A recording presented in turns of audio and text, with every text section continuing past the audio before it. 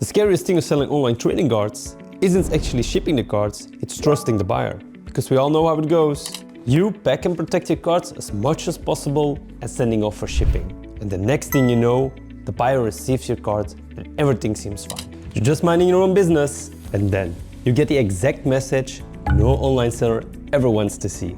And that is the exact fear that every online seller has. Hi, my name is Leonard, and in this video I'll show you how you can protect yourself when selling trading cards online. We can never remove risk completely, but with the right steps we can make it much more difficult for someone to take advantage of us. The first thing I look at is the buyer itself. How is their past behavior? Do they have good reviews? Do they have bad reviews? Is it an older account? And how well do they communicate? Because if I'm selling an expensive card or a sealed product through a third-party platform, I want to have an idea who I'm selling the card to.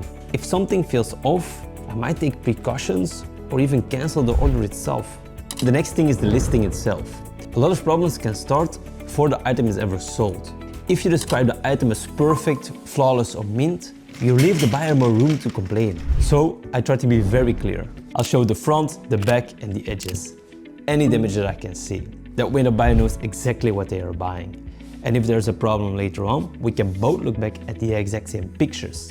So I keep the description honest and make sure the pictures that I take reflect the real condition of the card. So we have sold our item, now it's time to document the packing process. For most orders, I'll take clear pictures while packing the item. But if the item is more expensive, I'll go even a step further. Call me crazy, but I'll film the whole process. From me showing the address, while packing the item, and while sending it off for shipping. And the reason is simple.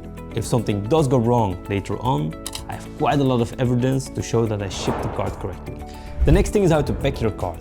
The best thing is still that nothing goes wrong in the first place. So I always try to pack my card in a way that it cannot easily move around or get damaged in any way. If I'm packing cards, I make sure they're always between two pieces of cardboard. And then I'll finish it off with bubble wrap to make sure everything is tight. If I'm sending sealed product on the other hand, I make sure there's enough padding so it cannot easily move around.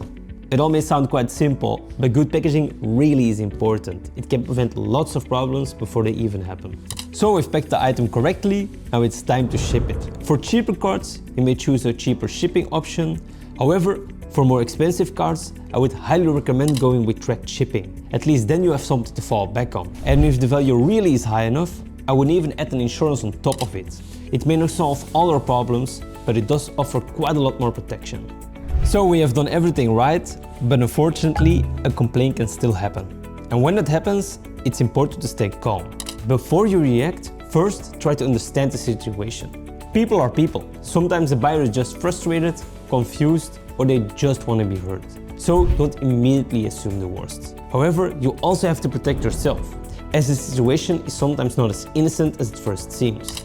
I've had this happen with a booster box once. The buyer demanded a discount because the box was damaged. So I tried to remain calm and I asked for more pictures. And from those pictures it was very clear that he himself pressed in the box on purpose. So I just stayed professional and I asked him to keep it sealed. And then I would be happy to start the return process. And just like that, he disappeared. Now I'm not saying that every complaint will go like this, but you'll be surprised how far you can get by just remaining calm and not immediately giving in. And that is really the main point of this video.